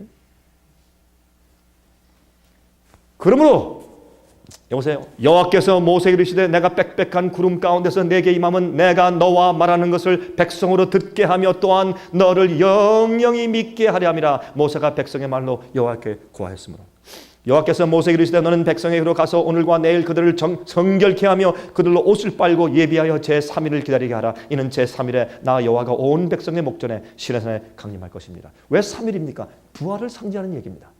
우리가 예수와 함께 십자가 못 박히고 주님과 함께 부활한다고 성경은 말했어요. 로마서 6장은 뭐라고 말했습니까? 침례, 어떤 분들은 세례, 좋습니다. 침례든지 세례든지. 하여튼 물속에 잠길 때 우리가 예수와 함께 십자가 못 박히고 죄를 무덤에 묻고 장사 지내고 부활할 때 예수와 함께 연합하여 다시 부활해서 예수께서 사신 것처럼 우리가 사는 것입니다. 많은 사람은 십자가만 강조해요. 부활 좀 강조합시다. 우리가 예수와 함께 죽으면 예수와 함께 살아야죠. 예수와 함께 죄에서 죽었으면 주님과 함께 거룩한 생활을 살아야 될 거 아닙니까? 회개는 뭡니까? 회개는 죄된 길로 가다가 돌이켜서 반대 방향으로 가는 것이 회개입니다. 회개는 아유 내 죄 정말 죄송합니다. 아유 그게 회개가 아니라 죄는 죄를 슬퍼하고 고백한 다음에 다시는 그렇게 하지 않겠습니다 하고 돌이키는 것이 회개입니다. 회개는 그 생활에 거룩하게 하고 회개한 열매를 맺게 하고 그 사람의 생애를 바꿔주지 않는 것은 회개가 아닙니다. 오늘날 회개 아닌 회개를 시키고 감정적인 회개시켜서 뭐예요? 사람들이 올라와서 박수치고 복음성감도 좋은 것들이 있어요. 근데 어떤 것들은요, 복음성감 가운데서 기억하시잖아요. 어떤 것들은 그 안에 내용이 없어요. 그리고 똑같은 말만 반복해. 할렐루야 할렐루야 할렐루야 할렐루야 할렐루야 그밖에 없어요. 전체가 좋죠. 우리 할렐루야 성경 말씀 좋죠. 저도 그 찬송 어떤 데는 은혜가 되더라고요. 근데 그런 이제 예를 든 것뿐인데 그런 식으로 어떤 거는 읽어보면 똑같은 말 자꾸 반복시켜. 그것만 자꾸 10번, 20번, 30번, 50번 불러와요. 사람들이요 정신이 나가요. 몽롱해져요. 일종의 최면술이 될 수도 있습니다. 그렇게 막 분위기를 조성해 놓고 사람들이 열광적이고 감정적으로 믿게 해서 자기가 회개한 것처럼 느끼게요. 예수 믿으십니까? 믿습니다. 구원받았습니다. 예수님의 십자가 보혈이 당신의 마음을 좀 씻고 있습니까? 느끼십니까? 예, 느낍니다. 감사합니다. 막 눈물 콧물 다 흘리고 감정적으로. 그것이 오늘날 교회가 아닙니까? 많은 부분에 그것이 오늘날 교회의 예배가 아닙니까? 그것이 오늘날 복음의 선포가 아닙니까? 그래서 사람들이 전혀 죄를 정말로 슬퍼하고 죄를 버리고 개혁하고 다시는 안 한다고 돌아선 실제 경험이 없으면서도 회개한 것 같은 왜? 그런 감정적인 느낌 때문에 그러면서 와서요 잘못된 사업 그대로 하고 있어요. 잘못된 경쟁 그대로 하고 있어요. 잘못된 일에 돈 투자하는 거 그대로 하고 있어요. 남과 미워하는 그 일 똑같이 하고 있어요. 그러면서도 어떻게 구원받고 죄를 씻었대. 무슨 변화가 있어요? 오늘날 이런 것 때문에 교회가 망하는 건 아닙니까? 우리 여러 목사님들 제 얘기를 들으시고 저거 틀렸다. 우리 하는 게 맞다. 그러면 마음대로 하십시오. 여러분들 누가 뭐하러 누가 강요합니까? 여러분들 마음대로 하십시오. 그러나 기억하십시오. 하나님은 심판하시는 분이십니다. 우리에게 이 거룩한 목양자의 이 직분을 주셨으면 주님께서 마지막에 이 특권에서 주님께서 우리한테 물으실 것입니다. 하나님은 자비롭고 은혜로운 분입니다. 그러나 하나님의 자비에도 기다림과 오래 참음에도 제한이 있는 것을 우리가 알아야 할 것입니다. 이건 참 두려운 일입니다.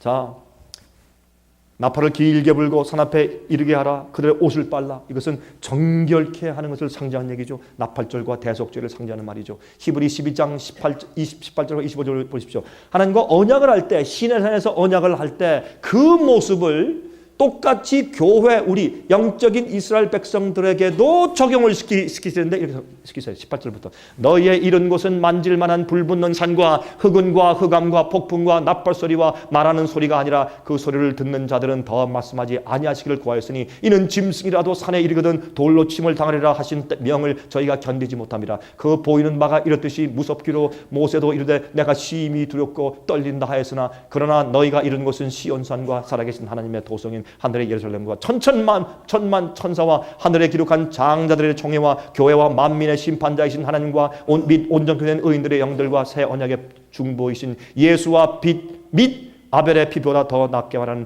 뿌린 피니라. 이게 지금 무슨 말씀입니까? 시내산에서 주님의 계명을 받을 때는 우레, 천둥, 번개, 하나님의 음성, 광광, 지진 난리가 나서 두렵고 떨었습니다.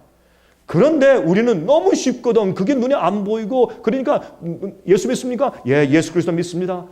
침례 받고 그렇죠. 교인 되고 아무런 눈에 보이는 것도 없고 맹맹하고 그냥 마음으로 믿는 것밖에 없어요.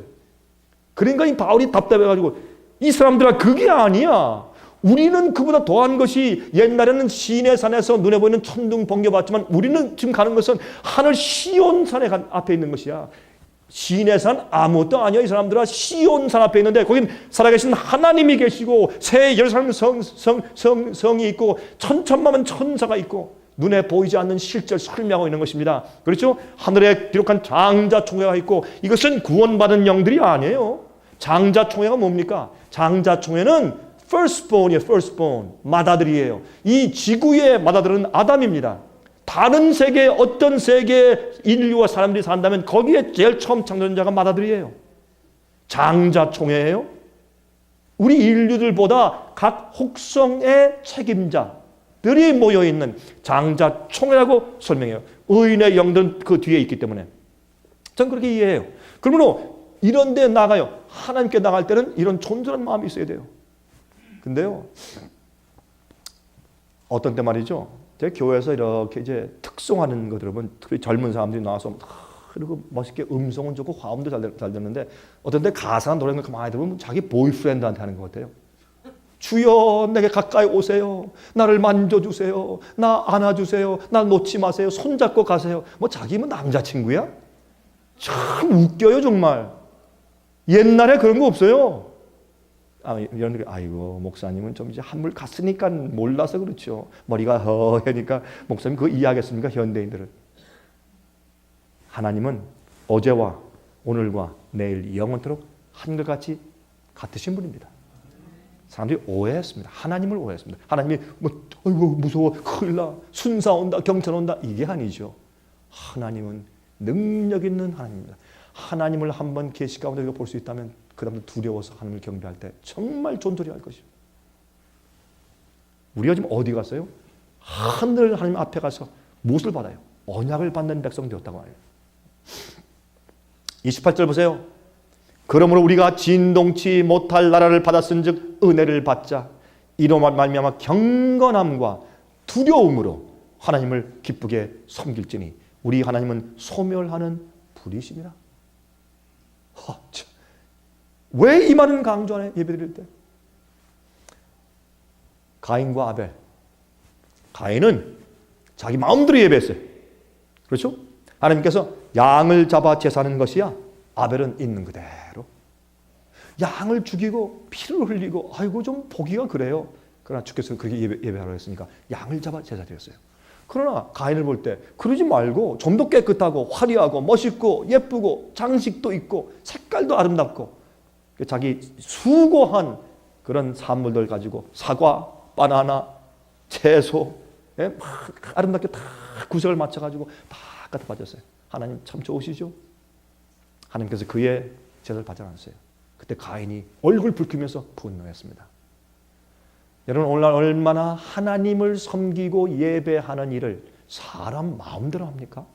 자기들 눈에 보기 좋게? 아니죠. 하나님께서 말씀하신 대로 살고 그대로 예배하는 것이 주님의 뜻이죠. 자, 언약의 하나님 보십시오. 느헤미야 1장 5절 가로되 하늘의 하나님 여호와 크고 두려우신 하나님이여 주를 사랑하고 주의 계명을 지키는 자에게 언약을 지키시며 긍휼을 베푸시는 주여 간구하나이다. 성경은 분명히 말해요. 언약은 순종에 따라야 돼요. 순종이 없는 언약은 그건 개념적인 잘못된 언약이요. 근데 이 순종을 사람들은 이거 해야지. 이거 내가 또 안 했네. 이거 왜 이래? 이게 아니죠. 어떤 부인들은요. 목사님, 저 빨리 가야 돼요. 우리 남편 올 시간이에요. 왜 그렇습니까? 남편 올 때 목욕물 따뜻하게 딱 데워져 있고 저녁 맛있는 찌개가 보글보글 끓고 있고 그다음에 방은 청소가 딱 안 돼 있으면 우리 남편 와서 난리 납니다. 그러면 남편을 위해서 좋은 일을 다 해주고 남편 좋은 것을 다 요리를 해주어도 무엇 때문에 두려움의 동기로 그런 남편을 사랑하면 다르죠. 남편을 사랑하면 다르죠. 제가 한 부인을 압니다. 한 부인의 첫 번째 그 남편이 의사였습니다. 미국 부인인데 얼마나 까다로운 남편이었든지 남편을 사는 것이 그렇게 지겨웠습니다. 힘들었습니다. 제게 상담을 했던 부인입니다. 근데 이 미국 부인이 너무너무 힘들어서 목사님 나 좀 나가고 싶습니다. 나 좀 정말 못 살겠습니다. 제가 좀 말렸죠. 근데 그 살면서 참 고생을 많이 했어요. 남편만 일찍 온다 그러면 그냥 한국 사람이 아니에요. 미국 분인데 그냥 뛰어가고 말이죠. 그래서 하여튼 남편이 오면 꼭 남편이 들어올 때는 꼭 음악을 틀어놔야 돼요. 집이 좋은 집이거든. 미국의 의사들은 말이죠. 돈 잘 법니다. 한국의 의사들은 뭐 돈들 잘 벌지만 그렇게까지는 안 하대요. 미국의 의사들은요. 웬만하면 돈 참 많이 법니다. 그러니까 남편이 들어오면은 오늘은 무슨 교향곡, 내일은 또 무슨 뭐 맨델스존의 교향곡, 그 다음 날은 또 핸델의 뭐 이렇게 해야 돼요. 분위기 조성을 해요. 참 까다로운 남편이었어요. 그래서 참 남편인데 돌아가셨어요. 암으로 돌아가셨어요. 의사인데. 이 부인은 말이야. 나는 이제 남자하고 산다는 건 나 딱 질색입니다. 난 남자가 싫습니다. 그래서 나중에 I hate man 그래요. 남자는 싫대. 그래서 나중에 좋은 남자가 정말 생겨서 그래서 나 이 사람은 결혼하게 돼. 그래서 재혼을 하셨어요. 재혼했는데 그래요. 목사님, 저 집에 빨리 가봐야 합니다. 왜 그렇습니까? 남편이 옵니다. 또 옵니까? 그랬더니 아닙니다. 이젠 다릅니다. 이제 내가 남편이 올 때 따뜻한 물을 데워놓고 음식을 만들어 놓고 청소하고 음악을 틀어놓고 똑같은 일을 하는데 나는 너무나 하고 싶습니다. 너무나 하고 싶고 난 그렇게 해주고 싶고 저런 남자가 세상에 어딘지 모르겠습니다. 저렇게 희생하고 사랑하고 돌봐주고 이해해주고 마음 넓고 나는 내가 그렇게 못된 남편한테도 그렇게 했는데 내가 이렇게 훌륭한 남편한테 내가 그거 더 잘해줘야지. 그래서 집으로 가는 모습을 보았어요. 주님을 알고 구원받으면 우리의 동기와 태도가 달라지죠. 재창조받은 새로운 피조물이기 때문에 그 다음에 주님의 말씀을 순종하는 동기가 달라지는 것이에요. 이것은 무거운 짐이 아니에요. 요한일서 5장에 말씀하기를 계명을 지키는 것은 무거운 것이 아니라 예수께서 요한복음 14장에 말씀하기를 너희가 나를 사랑하느냐 너희가 나를 사랑하면 내 계명을 지키리라. 그런 말씀이에요. 십계명은 뭡니까? 만약 너희가 나를 사랑하면 나 이외에 다른 신을 섬기지 않을 텐데 너희가 나를 사랑하면 우상 숭배 안 할 텐데 너희가 나를 사랑하면 내 이름을 함부로 망령되이 일컫지 않을 텐데 여러분 여호와 이름을 망령되이 일컫지 말라. 그게 무슨 말인 줄 알아요? 여호와의 이름으로 여호와의 이름으로 일컬음 받는 백성들은 성경을 알았어요. 죄에서 떠나라. 악에서 떠날지어다. 깨끗하고 의로운 생활 사는 것이 하나님의 이름을 망령되이 일컫지 않는 것입니다. 대개 설교할 때 셋째 계명 설명은 뭐라 그래요? 셋째 계명. 하나님 이름을 함부로 부르지 마세요. 하나님 영어로는요. 예수 그리스도 또 God 하나님 이름을 섞어서 욕을 다 해요. 미국 사람은 욕하는 전부 다 하나님 이름이 들어가요. 그거 하지 말라고 막 설교해. 그것도 그렇지만 더 중요한 그 셋째 계명의 의미는 우리가 여호와의 이름으로 일컫는 바 되는 자는 예수님의 생을 살아야 돼요. 주님의 명령을 지키며 순종하는 의로운 생을 사는 것이 여호와 이름을 망령되이 일컫지 않는 것이에요. 내가 이웃을 내 몸처럼 사랑하면 살인하지 않을 텐데 내가 내 이웃을 내 몸처럼 사랑하면 도둑질하지 않을 텐데 거짓 증거하지 않을 텐데 이게 계명 아니에요? 계명의 중심은 기본은 뭡니까? 사랑 아니에요? 그러면 우리가 언약 가운데 들어갈 때 계명을 지키는 자들이 언약에 들어간다. 그럼 아이고 저 강원에서 또 율법 얘기하네. 아니 그러면 예수님이 율법주의자예요? 예수께서 말씀하시면 너희가 나를 사랑하면 내 계명을 지키라. 그럼 예수님이 율법주의자, 계명주의자네. 이렇게 사람들이 어떤 일을 들으면 어떤 억장이 또 막히고 저 사람이 성경을 봤나 안 봤나. 예수님을 십자가에 못 박은 것은 유대인들 제사장들의 편견 때문에 그들이 성경 말씀을 곡해했기 때문에 예수님을 죽였어요. 지금도 마찬가지요. 옛날에는 유대인들이 교회가 제2위 하나님을 예수님을 십자가에 못 박았지만 오늘날의 교회들은 3위 하나님 성령을 못 박아 죽여요. 성령 음성을 안 들어. 뭐 때문에요? 예? 편견 때문에 성경 말씀대로 하면 이단이래요. 여러분 그런 시대에 살고 있어요. 진짜 이단이 많아요. 진짜 오류가 많고. 그러나 말씀대로 하면 전통에 안 맞는다. 우리 유전에 안 맞는다. 우리 신학교에서 그렇게 안 배웠는데 이건요. 성령의 음성을 듣기 위해서 애쓰는 사람들이 아닙니다. 제가 그래서 말씀드렸잖아요. 우리 집회 오실 때 여러분 무슨 어느 학교 무슨 학위 어느 교수 어느 교파 이거 다 버리세요. 다 말짱 헛거예요. 그게 영혼을 구원합니까? 아니지 않습니까? 성경 말씀이 구원합니다. 주의 말씀대로. 근데 그러니까 그래. 이걸 우리 스스로 다 이해할 수 없으니까 그러니까 배우는 거죠. 그러면 옛날에 바리새인들과 율법설과 제사장들이 예수님을 하나님의 아들을 왜 죽였습니까? 아닙니다. 그게 아닙니다. 다니엘 9장 4절 내 하나님 여호와께 기도하며 자복하여 이르기를 크시고 두려워할 주 하나님 주를 사랑하고 주의 계명을 지키는 자를 위하여 언약을 지키시고 그에게 인자를 베푸시는 자시요. 성경은 이렇게 말하고 있어요. 우리 이것을 인간적으로 바꾸지 맙시다. 성경대로 합시다. 여러분 이 언약을 지킬 때 아브라함이 하나님과 언약을 맺을 때 어떻게 했는지 기억하시죠? 하나님께서 송아지 양, 염소, 비둘기 가져와라. 배를 다 갈라라. 딱 배를 가르고 반쪽씩 다 갈라서 한쪽은 이쪽에 한쪽은 이쪽에 놓고 약간 이렇게 꺼진 도랑을 가운데 두고 거기서 기다렸어요. 그러면 그 피가 쭉 흘러서 고랑에 흔근히 되어 있죠. 예수님의 십자가의 보혈의 희생을 상징하죠. 그렇게 아브라함과 언약을 맺으셨어요. 그러면 그걸 기다렸어요. 기다려. 솔개 막 매가 와가지고 막 그 가져가려고 하면 그걸 막 쫓고 그렇죠? 마귀 역사 없게 해서 쫓고 지켰어요. 하나님과 언약을 맺기 위한 그 경험을 지켰어요. 다 보고 이게 제사장이 주의 종들이 하는 일이에요. 지켜야 돼. 우리가 똑바로 예수 그리스도의 십자가의 보혈과 은혜의 역사를 가르칠 때 마귀가 들어와서 오류로 그걸 물어가려고 하면 우리가 지켜야 돼요. 쫓고. 그때 어떻게 해요? 밤이 해가 져서 어둑어둑할 때 하나님께서 큰 불덩어리로 쉐키나 영광이 하나님의 영광이 나타나서 그 가운데 도랑으로 지나갔습니다. 그 양쪽에 있는 그 재물을 다 태워버렸습니다. 이게 뭔지 압니까? 옛날에 군주가 왕과 신하가 주인과 종이 카베넌트 언약을 맺을 때 어떻게 했는지 아십니까? 이렇게 했어요. 동물을 반으로 딱 쪼개놓고 양쪽에 놓고 그 사이에 걸어갔어요.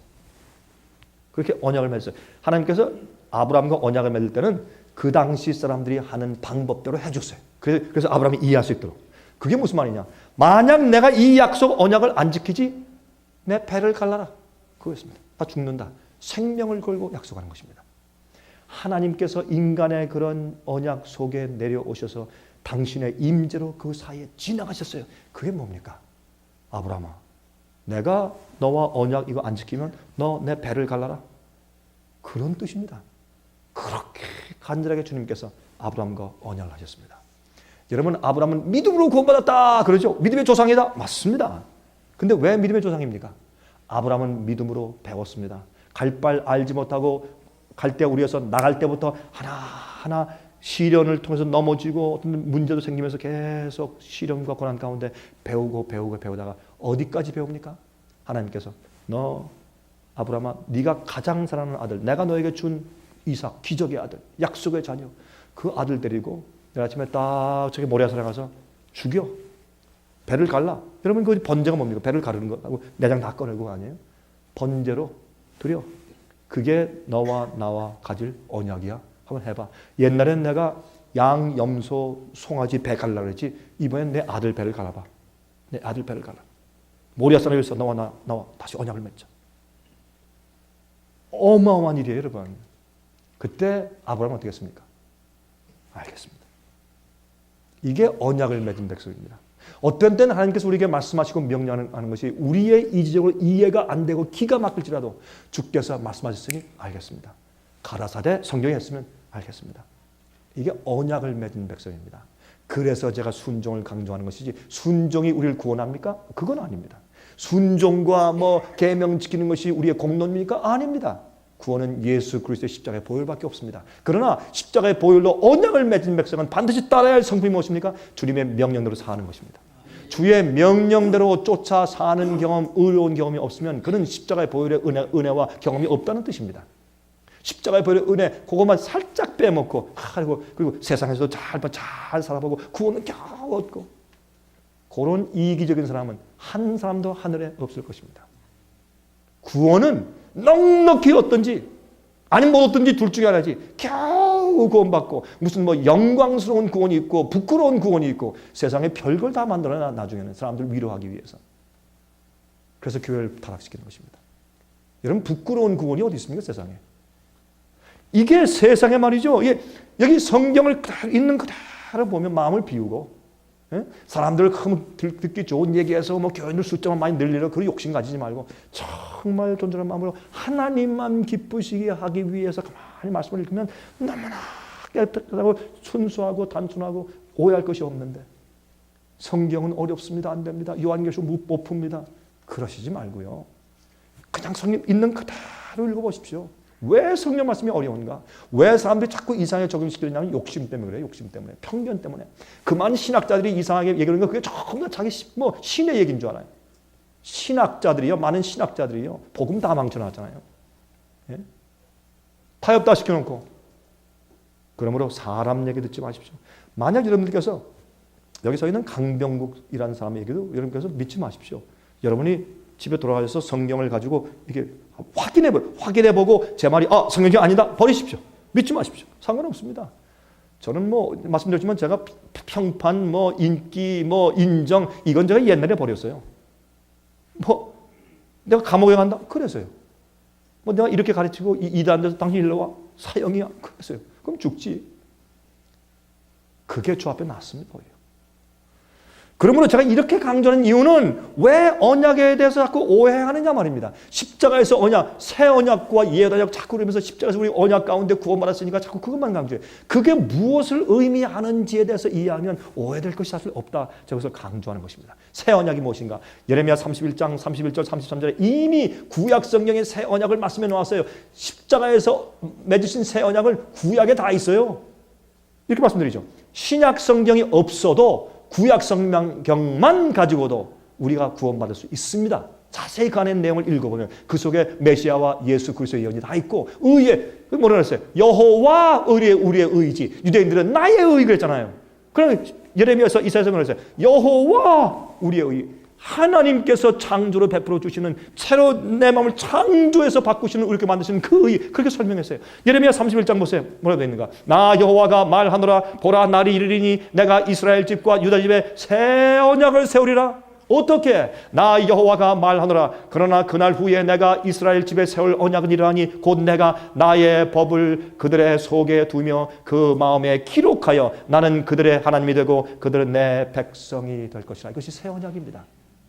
그러니까 새 언약이 뭐예요? 시내 산에서 옛 언약을 세울 때는 무서워서 하나님 우리가 지킬게요. 알겠어요. 우리 직접 말씀하지 마세요. 모세를 통해서 하세요. 두려워서 우리가 하겠습니다 해놓고 모세가 시내산에 올라가서 십계명 받고 있는 동안에 그들은요 땅땅 하면서 금송아지 만들어서 우상 숭배하고 춤췄단 말이에요. 왜요? 그들이 거듭나고 재창조되어서 하나님의 계명을 사랑하고 그 원칙을 일치된 마음을 받고 그 말씀을 지키는 그런 마음이 없이 지키겠습니다 말로만 했단 말입니다. 그것이 뭐예요? 그것이 옛 언약입니다. 새 언약은 십자가에서 예수의 사랑을 보고 감동되고 정말 너무 고맙고 어쩔 수 없어 내가 그냥 그 앞에 굴복하고 쓰러져 버리는 겁니다. 주여 나 같은 죄를 위해 어떻게 저렇게 날 위해 구속을 하십니까? 감사합니다. 내가 이제 사는 것은 주님 위해 사는 것입니다. 이제 내가 사는 것은 내 속에 내가 사는 것이 아니라 나를 위해 십자가 돌아가신 예수께서 내 속에 사는 것입니다. 그게 갈라디아 2장 20절이에요. 그게 새 언약의 경험이에요. 십자가 밑에서는 주님 날 용서하시고 구원했으니 감사합니다. 찬송합니다. 이제 내 길대로 가겠습니다. 그게 아니라 이제 날 위해 돌아가신 주님의 말씀과 뜻대로만 살겠습니다. 그게 새 언약 경험 아니에요. 근데 여기 가운데 무엇이 있느냐? 옛 언약에는 돌비의 계명을 직접 써줬으나 이제는 성령을 통해서 똑같이 우리의 마음속에 써주시는 것입니다. 계명을 사랑하게 만드는 것입니다. 그렇게 하는 것이 즐겁고 좋습니다. 주님 따라하는 것이 좋습니다. 남들이 다 오해하고 미쳤다고 해도 난 주님 뜻대로 사는 것이 좋습니다. 그게 새 언약의 경험을 한 사람들입니다. 새 언약의 경험. 참 히브리 8장 10절 또 10절 16절 보세요. 또 주께서 말씀하시되 그날 후에 내가 이스라엘 집으로 세울 언약이 이것이니 내 법을 저희 생각에 두고 저희 마음에 이것을 기록하리라. 이제 예레미야서를 인용하시면서 이거 새 언약이야 라고 지금 바울이 설명해요. 신약시대 나는 저에게 하나님이 되고 저희는 내게 백성이 될 것이라. 이 언약을 맺은 백성들이에요. 주의 계명이 머리에 기록된 경험하는 사람들이 언약을 맺은 백성들이에요. 주께서 가라사대 그날 후로는 저희와 세울 언약이 이것이라 하시고 내 법을 저희 마음에 두고 저희 생각에 기록하리라 하신 후에 이것이 예레미야와 에스겔서에 있는 그 말씀을 다시 강조하시면서 교회에도 언약을 맺어야 할 텐데 시내산에서 옛날 이스라엘 백성들이 옛 언약을 맺다가 그들이 잘못된 경험으로 망한 것처럼 지금은 우리가 망했지만 우리는 새 언약 가운데 들어가야 된다라는 것을 똑같은 경험을 말하는데 이젠 시내산에서 실제로 번개와 천둥을 보는 것이 아니지만은 성령의 능력으로 우리 마음과 양심에 회개한 자에게 우리 육비에 주님께서 성령으로 계명을 기록해 주신다고 설명하는 것입니다. 이 언약 관계를. 여러분 기록할 때 어떻게 기록하십니까? 우리 마음의 체험으로 하시죠. 성경에 여러분 출애굽기 보시면 바로가 뭐라 그랬어요? 오! 하나님의 손가락입니다. 뭘 가지고? 열재앙을 가지고. 그렇게 말하는 얘기가 나와요. 하나님께서 이 세상을 당신의 손가락으로 창조하시고 원어는 그렇게 되어 있어요. 당신의 영으로 창조하시고 시편에는 그 말씀을 손가락으로. 그래서 하나님의 fingers, the fingers of God, 하나님의 손가락은 하나님의 성령의 역사라고 그렇게 동의어로 사용할 수 있게끔 성경에 기록되어 있어요. 돌비의 손으로 쓰신 하나님께서 성령의 능력과 은혜로 우리의 마음과 생각 속에 법을 기록하셔서 주님의 뜻대로 살 수 있게 재창조해 주시는 하나님의 능력. 그것을 우리가 영원한 복음이라고 말하는 것입니다. 제가요 어릴 때 아마 5학년 때인 것 같습니다. 제가 어릴 때 제가 5학년 때 제가 부산에 살았습니다. 저는 원래 경기도 사람이고 살 땐 서울에서 전 서울 사람입니다. 출생은 경기도에서 출생했지만은 경기도 양주군. 그러나 사는 건 서울에다 살았고 미국 갈 때까지. 그리고 피난 가서는 제가 어릴 때 부산에서 9년 동안 살았습니다. 그러니까 부산 지금 제가 부산말 하면요 잘합니다. 지금도 잘합니다. 하면 옛날에는 저희 부모님은 서울 사람이니까 집에서는 서울말 하다가 밖에 나가면 경상도말 하고 그렇게 했죠. 지금도 그 사투리 부산말 할 수 있어요. 하면. 제가 9년 살았는데 그때 부산에 살 때 얘기입니다. 옛날에 그저 부산 공설운동장 있죠. 대신동. 제가 그쪽에 살았거든요.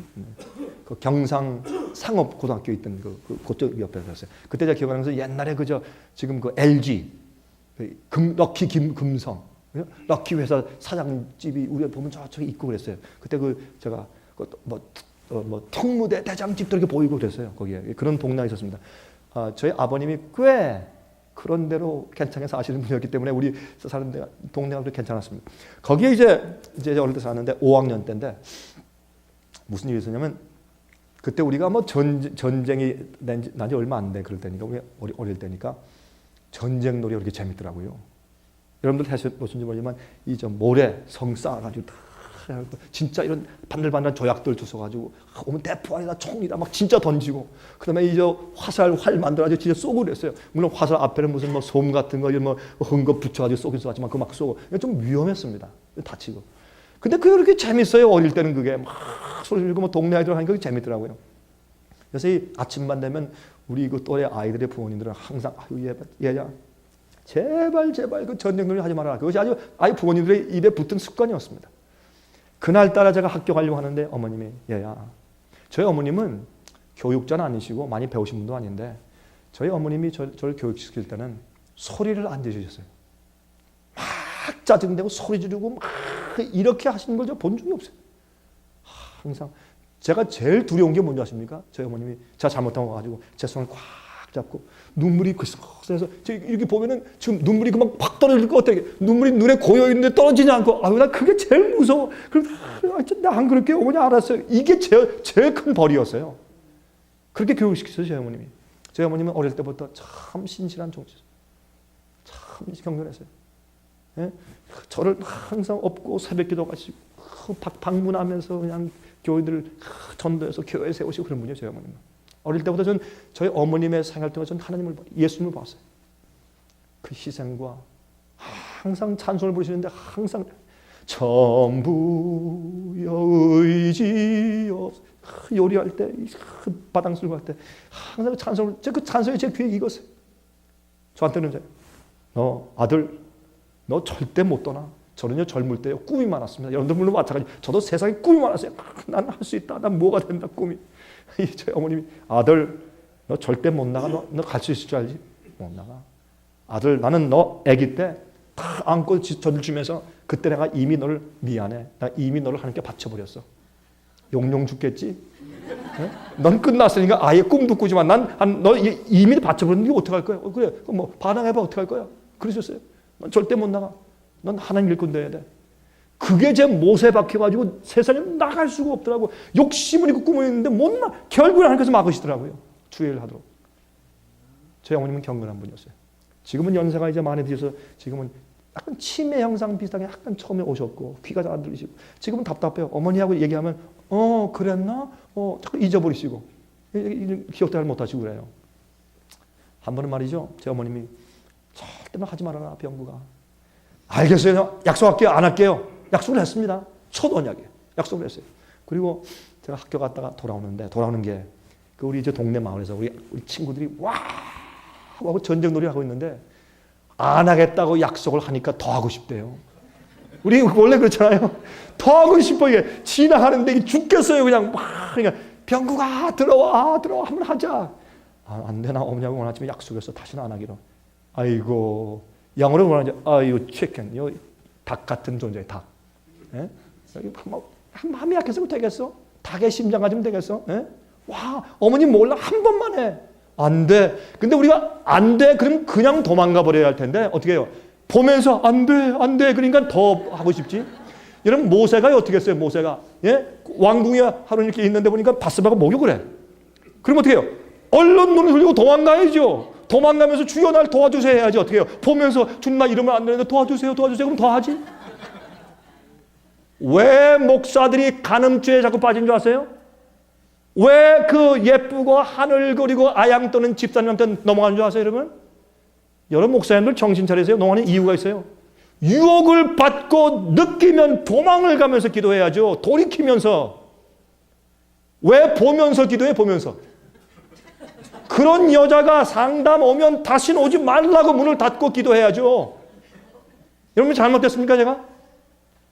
이 생각들이 잘못되어 있다 이게. 그런 게 아니요. 여러분 저도 그런 경험 있어요. 여러분 여기 계신 우리 사모님들 여자분들 제가 죄송하지만 여자들 가운데 정말 요녀들이 있죠. 진짜 있어요. 꽃뱀들이 있어요. 목사만 넘어뜨리는 꽃뱀들이 있어요. 여러분 목사님들 조심하세요. 하나님이 살아계신 하나님 앞에 사는 것처럼 살아야 돼요 우리가. 예? 그래가지고 전화할 때도 그냥 목사님 아니에요. 목사님 이런 사람들이 있어요. 그런 사람들은 전화 딱 끊어요. 받지 말고. 왜 저 붙들고 자꾸 얘기하면 하나님 도와주세요. 나는 죄인이라 지금 자꾸 욕심이 올라오는데 도와주세요. 그러지 말고 딱 끊고 기도하시라고. 끊고. 하나님 마귀를 물리치시고 이렇게 해야지. 다 이러면서 들으면서 기도해서 무슨 소용이 있냐고 이게. 여러분 제가 참 우스운 얘기지만 심각한 얘기입니다. 그래서 죄의 유혹이 오면 어떻게 해? 금방 돌아서 가버려야 돼요. 근데 저는 그때 어떻게 했어요? 이 다윗은요. 자꾸 보니까 그 여인 좀 내 침실로 데려와라. 이렇게 된 거예요. 딱 도망갔으면 그렇게 안 했죠. 유혹은 처음부터 이겨버려야 돼요. 유혹이 오면 그 유혹 가지고 갈등하는 게 아니에요. 자, 의인은 그렇게 할 수 있죠. 여기 보세요. 제가 이제 계속 이제 전쟁 놀이하는 것을 제가 보다 보니까 마음이 약해졌어. 모르겠다. 옷 딱 벗어던지고 책가방 던지고서 한 번만 더 하자. 그래서 이제 노는데 그저 선악과를 따먹으니까 더 맛있더라고요. 더 맛있어, 더 재밌어. 흥미있고 전놀이를 하는데 제가 저기 적군이 달려오길래 제가 조약돌 하나 딱 집어가지고 딱 던졌는데 이게 바람이 부니까 스윙을 했어요. 싹 돌아가지고 옆에 지나가는 장사하는 이게 이구하는 어떤 아주머니 이마에 딱 때렸어요. 이 아주머니가 하고 딱 쓰러지고 이제 이게 이구하는 뭘로 딱 던지면서 쓰러져서 탁 주저앉는데 딱 보니까 피가 흘러요. 제가 어릴 때 얼마나 두렵고 떨리고 무서운지 아주머니 죄송해요 용서하세요 한 다음에 도망을 갔어요. 제가 어떻게 할 줄 알아야지 막 무서우면 막 도망가는데 도망을 가다 보니까 내가 어디로 가지? 갈 데가 없어요. 갈 데 없어 제가 우리 집으로 뛰어들어갔어. 우리가 어디로 도망가요? 하나님 아버지 집으로 도망가야지. 어디로 도망갈 데가 없잖아요. 우리 목사들이 연약할 때 도망갈 때는 아버지 집밖에 없지. 제가 뛰어서 도망가서 저희 집 정원이 조금 있었는데 정원 뒤에 있는 조그만 그 정원수 나무들 뒤에 딱 숨어 있었어요. 조금 있으니까요. 저희 대문이 부서지는 소리가 나더라고요. 저희 어머님이 이제 부엌에서 이제 음식 준비하다가 얼른 나가서 대문을 여니까 그 아주머니가 딱 서 계시고 그다음에 이제 수건 같은 걸 이렇게 이마를 이렇게 가리고 있고 제 그 친구들이 또만또만 친구들이 그 주위에 쫙 둘러서 가지고 뭐라는 데서 어머니 병구기가 됐어요. 병구기가. 야, 참 의리 없대요 정말. 이래가지고 저희 어머님이 제가 아주 개구장이었거든요. 제가 외아들이고 제 여동생 셋째 누님 하나 해서 5남매인데 저 외아들이니까 제가 개구장이니까 여러분 옛날에 저희 또래 때 외아들이면 왕 아닙니까 집에서. 그러니까 저희 어머니 절 잘 아시죠. 이 아들 하나 올바로 교육시키려고 고생 많이 했어요 저희 어머님이. 저희 어머님은 절 데리고 지붕 위에 올라와서 연을 안 띄워보셨나 별거 다 하셨어요. 저를 좀 잡아보려고. 근데 딱 보니까 아이고 내 아들이 또 이랬구나. 그러니까 저희 어머니 아시니까 뭐 물어보지도 않고 얼른 들어가서 이제 그 어떤 박스를 가져와서 옥도정기 바르고 다 그렇게 했는데 그거 가지고 안 되잖아요. 얼른 그분을 모시고 이제 보니까 병원으로 가시더라고요. 병원에 갔다 오는 그 긴 시간 동안 저는 그 나무 뒤에 앉아 있었어요. 내가 겁이 나서 못 나오겠더라고. 나 너무 미안하기도 하고 가만히 그리고 거기 다리를 쭉 뻗고 앉아 있었어요. 이러고 집에도 못 들어가고. 그런데 얼마 있으니까 저희 어머니 돌아오셨는데 나중에 알고 보니까 돈을 좀 줘서 보냈는데 그 아주머니가 5번을 꼬맸대. 제가 얼마나 미안해. 그리고 이제 보내고서 저희 어머니 들어오셨는데 그 다음부터 말이죠. 재밌는 것은 저희 어머님 절 찾지 않으시는 거예요. 안 찾아요. 그냥 이렇게 똑같이 마당을 쓸고 그다음 방 걸레질 하시고 그다음 음식을 만들고 하시면서 그냥 찬송을 부르시는 거예요. 나의 갈 길 다가도록 예수인들. 또 어떤 데 흥미로 똑같이 그냥 찬송을 아무 일도 없었다는 듯이 그게 저를 더 불안하게 만드는 거예요. 차라리 너 이름 나와 하고 때리고 막 이렇게 하면 속이나 시원하지. 그러니까 참 마음이 불안하더라고요. 그래서 제가 그 뒤에 가만히 앉아있는데 나중에 지금도 기억해요. 해가 진료할 때인데 저희 어머니 그때 저희 집 바로 옆에 큰 성당이 있었어요. 그래서 저희 집은 해가 조금 더 먼저 져요. 그 성당 때문에 그늘이 져가지고. 그래서 이제 그늘이 져 오는데 저희 어머니 오시더니 제가 숨어있는 그 나무 앞에 딱 오시더니 한 얘기가 아들 저녁 먹을 시간 됐어. 와 부끄럽게 하고 제가 어디 숨은지 다 아시는 거예요. 가만히 아들 저녁 먹을 시간 됐어. 저녁 먹어야지. 그러니까요.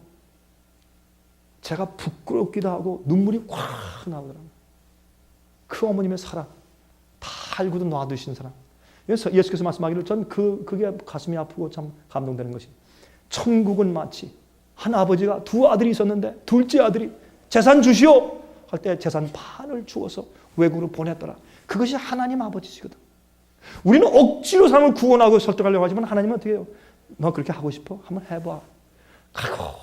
가서 외롭고 고통스럽고 아프고 다 죽게 되어서 암이 걸려 돌아와.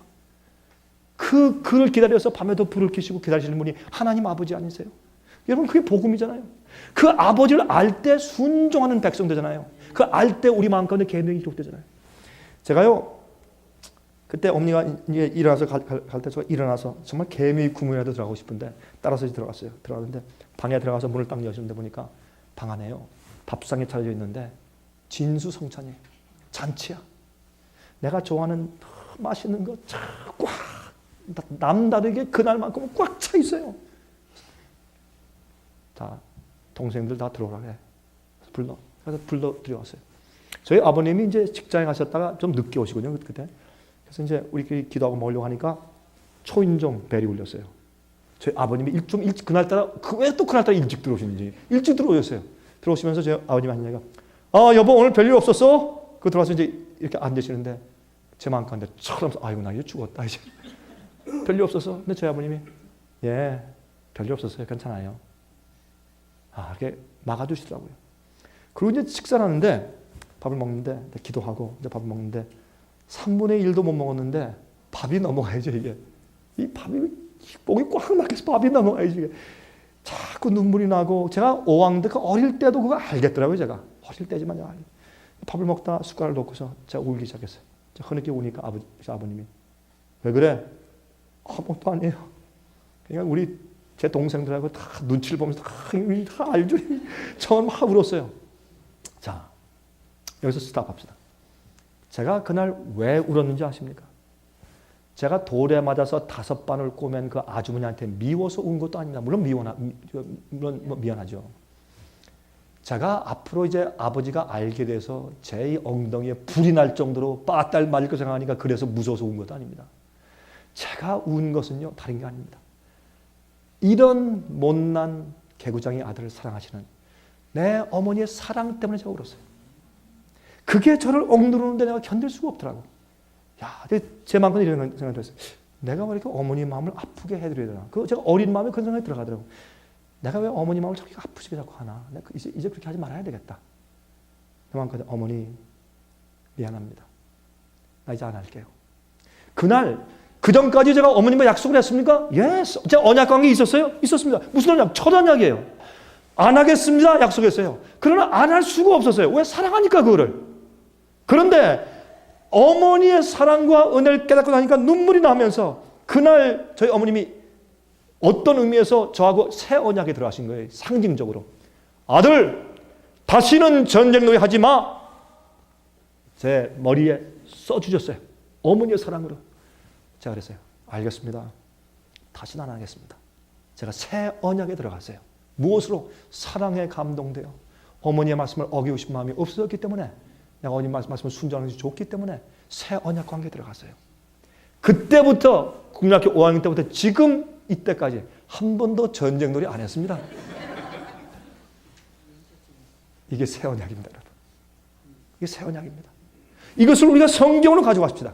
성령께서 우리 마음 가운데 하나님 사랑하고 주님의 말씀 따라 살게 하시는데, 아들 데려가 번제로 바쳐, 이 어마어마하고 말도 안 되고 이해가 안 되는 그런 끔찍한 명령을 하더라도 주께서 명령하시면 주님의 거기에 뜻이 있고 분명한 섭리가 있으니까 난 모르더라도 일단 따라가 보자 라고 하는 순종한 마음을 가진 자가 의로운 자고, 그런 자들이 언약을 맺은 백성이라 그 말입니다. 그러면 어떤 때는 모르고 주께서 말씀하시니 따라가 보면 그 뒤에 주님께서 왜 그렇게 말씀하신 의미와 목적을 다 이해하게 돼요. 하나님은 우리의 최선을 하시는 분이십니다. 자, 한 말씀 더 드릴까요? 제가 한 2년 전입니까? 제가 차를 타고 가는데 미국에서 있는 저희 집 가까이 있는 기독교 방송국, 기독교 방송국 라디오 방송에서 이제 그 방송을 제가 듣는데, 그 방송에서 어떤 한 여자가 나와서, 그때가 이 땡스기빙 데이 11월 달에 그때 그 목요일 밤이죠. 미국에는 추수감사절이에요. 땡스기빙 데이. 그때는 뭐 교회에서 추수감사절 예배를 많이 드리는데 한 분이 간증을 하는데 이런 간증을 해요. 예, 저는요, 저희 남편이 사기죄로 fraud, 사기죄로 지금 감옥에 가 있습니다. 전 그래도 하나님께 감사합니다. 그래요. 어떤 자매가 참 좋은 믿음이다. 그러나 추수감사절이니까 그런 말 할 수 있지. 그 다음에 제 아들이 하나 있는데 17살짜리입니다. 근데 17살짜리 제 아들이 있었는데 얼마 전에 그만 자살해서 죽었습니다. He committed suicide. 그렇지만 난 저 앞에 감사와 찬송을 돌립니다. 제 가슴이 철렁하더라고요. 내가 저렇게 할 수 있을까? 야, 놀라운 일이다. 그 다음에 또 나가서, 저는 지금 폐병 3기입니다. 의사가 저보고 6개월밖에 살지 못한다고 합니다. 전 그래도 저 앞에 감사 찬송을 돌립니다. 아, 제가 놀랐어요. 너무 믿음이 좋다. 이럴 수가 있느냐? 말이 그렇지, 그거 감사할 조건이냐 말이에요. 그렇게 얘기를 하더라고요. 그러면서 그의 이유를 대는데, 아, 저 얼마나 감동을 받았는지 몰라, 이렇게 얘기해요. 제가 지금 하나님께 감사하는 이유가 있습니다. 하나님께서는 나와 우리 가정을 구원하기 위해서 지금까지 하나님께서 하실 수 있는 최선을 다해 오셨다는 것을 나는 믿기 때문입니다.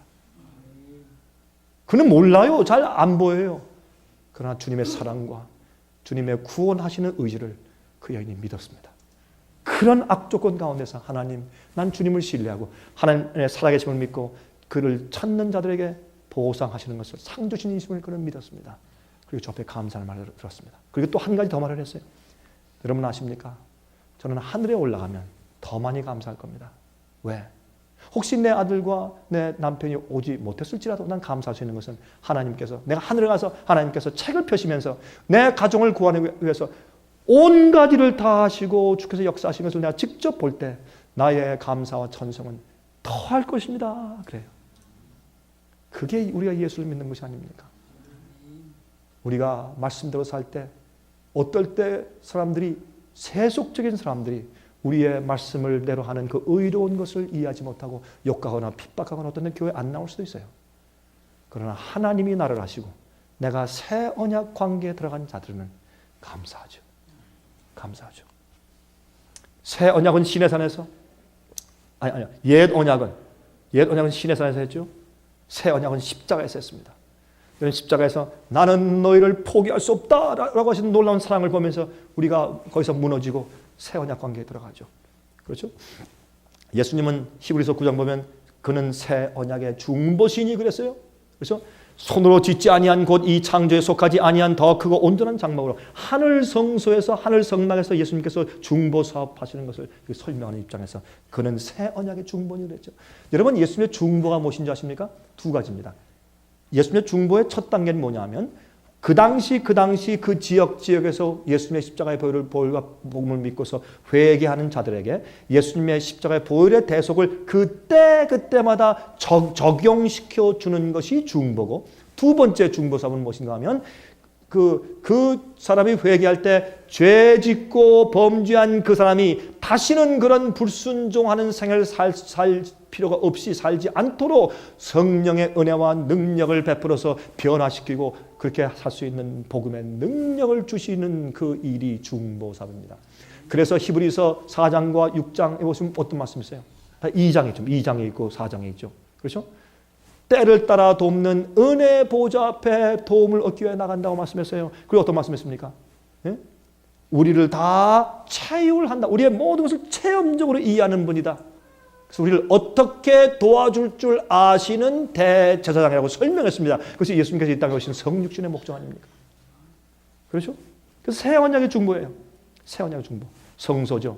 자, 이 성소는 구원의 유일한 하나님의 청사진입니다. 여러분 나갔을 때 잊지 마시고 꼭 제가 이번에 제가 쓰고서 곧 금방 출판된 성소 영원한 복음의 청산이라는 그 책을 꼭 하나씩 받아가시길 바랍니다. 구원의 유일한 하나님의 청사진인데 성소 성막은 자체는 예수께서 사역하신 사역의 단계들을 설명하고 있고 동시에 주님을 따라가는 믿는 자들의 생애를 상징해 주는 것이 성소 제도인 것을 우리가 아는 것입니다. 그것은 실물 교훈이에요. 여러분 출애굽기 3장에 보면 가시떨기에 나무에 불이 타죠. 여러분 성소에서 지성소에 보면 지성소에 뭐가 있습니까? 지성소에는 법궤가 있죠. 법궤는 뭘 만들었습니까? 가시나무를 만들었어요. 가시나무. 가시는 사람들을 찌르고 해를 끼치는 것입니다. 그래서 우리 타락된 본성을 가진 인간의 육신을 상징합니다. 그렇죠? 그 가시나무로 만들어서 시띠나무가 가시나무입니다. 그걸 만들어서 그 안에 뭘 돌아? 십계명 두 돌을 돌아. 이건 뭘 상징합니까? 예수님의 육신을